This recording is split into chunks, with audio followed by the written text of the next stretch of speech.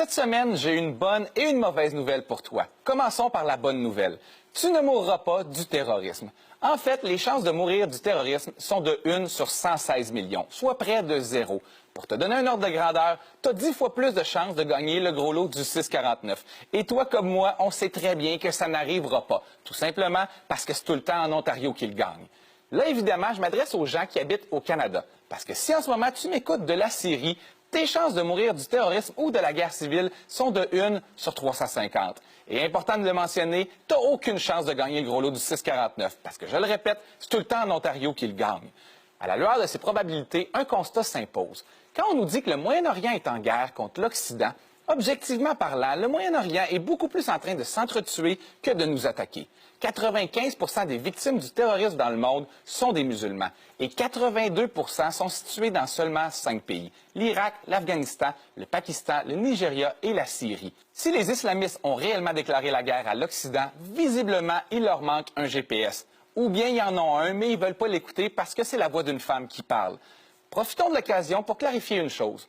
On entend régulièrement des gens dire « tous les musulmans ne sont pas terroristes, mais tous les terroristes sont musulmans ». En réalité, c'est faux. Au moins aussi faux que ça. Et là, je veux être assez clair, je parle de la sacoche. C'est clairement une contrefaçon.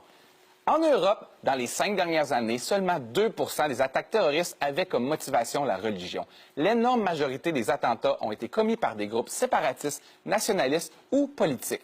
Cela dit, il faut être honnête, les attentats islamistes en Europe sont rares. Par contre, ce sont ceux qui font le plus de victimes. Les islamistes sont un peu comme à Apple. Ils ont une toute petite part de marché, mais c'est d'eux dont on parle le plus. En fait, les islamistes sont vraiment comme à Apple. Peu importe ce qu'ils font, que ce soit une montre ratée ou un attentat raté, vous pouvez être certain que tous les médias du monde vont en parler comme si c'était vraiment important. Maintenant, si on regarde les États-Unis, la situation est aussi intéressante. Depuis 2001, 50 personnes sont mortes dans des attentats liés à la mouvance islamique. En contrepartie, 254 personnes sont mortes d'extrémistes chrétiens de droite. Les terroristes d'extrême droite sont fortement majoritaires, mais plus personne parle d'eux. Ils sont rendus un peu comme Microsoft, tellement années 90. Mais le pire dans tout ça, les Américains s'enlignent pour élire comme président l'homme qui représente probablement le mieux l'extrême droite, Donald Trump. Donald Trump, qui, avec ses déclarations sur les Arabes, les Noirs et les étrangers, nous fait réaliser que s'il avait été au pouvoir en 1939, aujourd'hui, la moustache qui serait totalement déplacée de portée, ce serait quelque chose comme ça.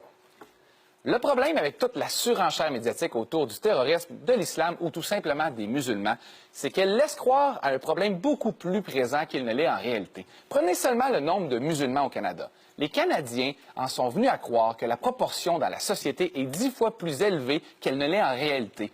Les Canadiens croient qu'il y a 20 de musulmans au Canada, quand en réalité, il y en a 3 Et là, je ne suis pas en train de dire que c'est nécessairement la communauté qui s'intègre le mieux. Ce que je suis en train de dire, c'est qu'on n'est pas en train de se faire envahir.